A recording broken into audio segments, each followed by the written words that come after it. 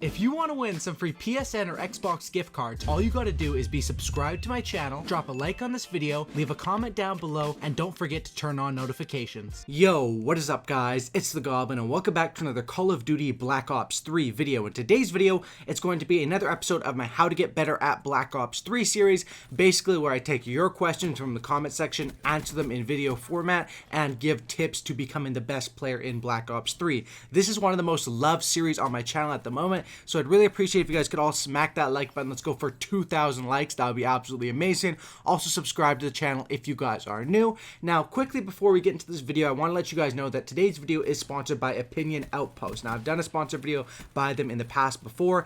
Basically, it's a website where you can complete surveys and you can earn yourself Amazon gift cards, iTunes gift card, PayPal money. So real currency which you can exchange for PSN cards, Xbox cards, all that sorts of stuff to get yourself Call of Duty points or whatever you want to do with it. So it's really easy. The link will be down in the description down below. You click on that, you complete surveys, and you're literally just getting free stuff right away. So go ahead and check that out if that interests you, and let's get right into it. So today, for the first question we have here, it is how do you control drop shooters or shotters? So drop shotting is basically where when an enemy gets in a gunfight with you, they will go prone immediately and hit the ground. Now this tactic is not as prevalent in the recent Call of Duty games because of the advanced movement, but back in the day drop shotting was something that even I would use quite a bit. This guy wants to know how do you control them, or basically how do you counter drop shotters, and fortunately in these futuristic Call of Duty games, it is very easy to counter drop shotters.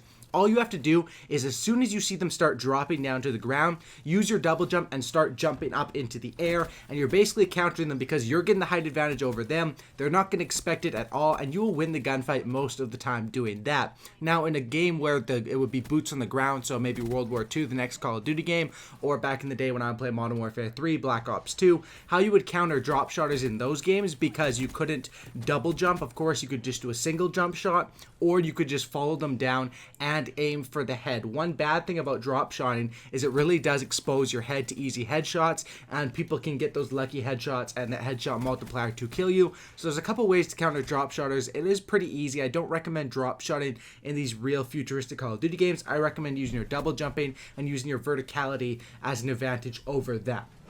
So that's the answer for our first question. Next we have from Exotic Gamer. Hey Goblin, how do you use your teammates to your advantage? Because I'm always dying because teammates are either in the doorway or they don't kill the enemy and the enemy kills me from behind or something like that. Keep up the good work. Love the vid. So this is a very good question. First thing I'm going to put out here is do not trust your teammates. In a public match, never trust your teammates to watch your back. You can use their position on the map, but don't completely trust it. Don't say, oh, there's no way anyone can come from the back because my teammate's there, because these teammates could be eating a sandwich while they're playing with their other hand, drinking a water bottle. You don't know what your teammates are doing. Their mom could be yelling at them. They could be painting something or doing their homework mid-match. You never know what's happening with these public match players, so do not trust them at all. However, how you can use your teammates to your advantage is, one thing I like to do is when I'm on a streak and I'm playing it a little bit smarter because I want to make sure if I see a teammate that's about to rush a route, I will simply just follow him through that route, because if there is an enemy there sitting in a corner, which a lot of people like to do,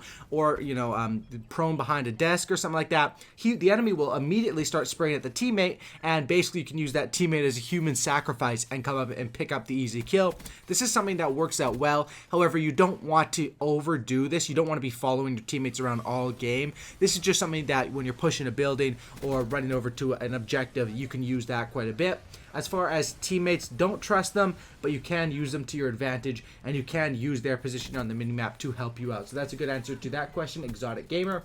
Next one we have here, can you tell me how to die less without camping? This is a very good question, and this is something that a lot of people always ask me. I want to get more kills, but when I get more kills, I die more. I want to get less deaths, but I end up camping and I don't get enough kills. You have to find this balance, and the way that I like to find it is camping is sort of a dead thing. Camping was sort of like a Black Ops 1 thing where you could just sit up in a tower, pick people off, and get a chopper gunner.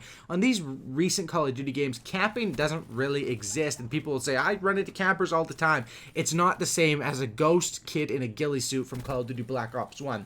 camping is not as prevalent in these futuristic Call of Duty games because campers can get outplayed and the outplay margin is so much bigger. So what I recommend doing is instead of camping, you can sit back a little bit if you want to play that sort of play style, but I recommend moving from cover to cover tactically, and that's what I would always do. So for example, let's say you're on Nuketown, you're up in the window and you realize, hey, I'm camping right now, I'm not getting any action, all the enemies are back there. Move up to the middle bus. Middle bus is good. Move over to B domination or move over to the Jeep on the other side. You can always do stuff and tactically move up instead of just sitting back and camping, and that will allow you to have your cover, build up your streaks, die less, but also rack up some kills because you don't want to be going 10-1 every game. That's pretty boring. You want to be getting a nice amount of kills while keeping those deaths down so you can get your streaks and increase your KD ratio.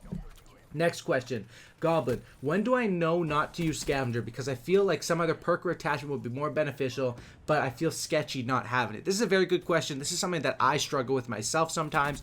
Basically, Scavenger you're going to want to use depending on the gun, depending on your kill streaks you're running, and depending on your skill level. So if you're a player that has a negative KDR, most of the time you probably shouldn't be running Scavenger at all, because if you get on a big streak somehow, you'll be able to pick up other people's weapons, you'll be moving around and stuff like that. Scavenger is more for people who are trying to go for those big kill streaks. If you're trying to get a Wraith, if you're trying to get those the Hater, or you're trying to get Wraps, you probably need to have Scavenger on, especially if you're going for a nuclear. However, if you're someone that's running lower streaks, you're running a gun with extended mags and a bunch of stock ammo, and if you're running a secondary, those are all different situations where you don't really need Scavenger. This all comes down to personal preference and what you plan on doing with your life in the game. If you're planning on going for a nuclear, or if you're planning on just rushing the B domination, getting a few kills, dying, rushing back to B domination, playing hardpoint for the objective, rushing with a shotgun. You know, there's different situations.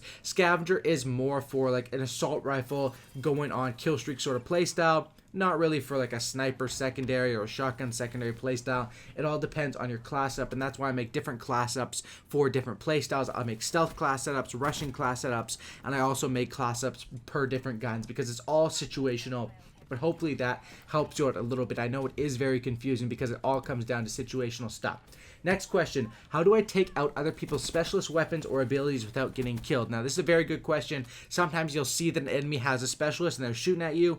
And the number one tip I give here is just to use your movement to your advantage. Double jump, slide, do anything you can, because you know from experience using that Tempest, using that pistol with that the Seraph has, using the Sparrow, Tempest, stuff like that, it is really hard to hit people who are moving around, and that's why if you see someone who has those guns, what I usually do is just jump around, try to stay away from the explosions, and that's how you can outplay these people. Don't treat them any sort of special from a person with a normal gun. The only thing different you should do is try to avoid them more, because they're not going to be shooting real bullets at you unless they have the scythe, in which case you're kind of just screwed because the scythe is really just like an overpowered LMG. But my number one tip is use your movement to basically outstrafe them, outjump them, because they need to be deadly accurate, and most of the time they won't be able to if you are using that movement effectively. Next question from Alex. Do you think Quick Draw is really worth using for an attachment slot? And thanks. 100% yes.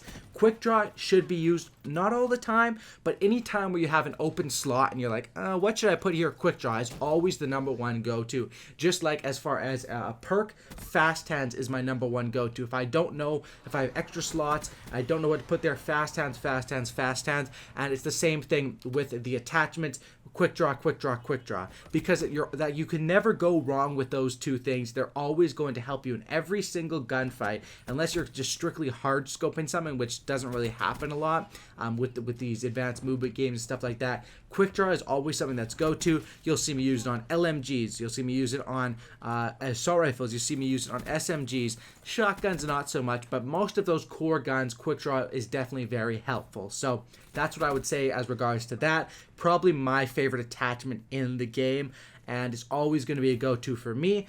The only reason I would say to not use Quick Draw is on certain different situations, but more than like 80% of the time, it will fit into a class setup nicely. Hope you guys did enjoy today's video. Once again, guys, leave me questions down in the comment section down below for the next episode. Leave me some unique questions. I always get the same questions, you know, how do I die less? How do I get more kills? How do I get better aim? But I've answered most of these in my previous episodes of the series, which you can check out on my channel.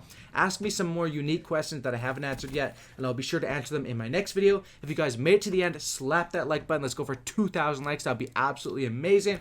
Also, subscribe to the channel if you guys are new. Subscribe for a cookie, and don't looky, and I'm out. Peace. Thanks for watching, guys. Have a great night.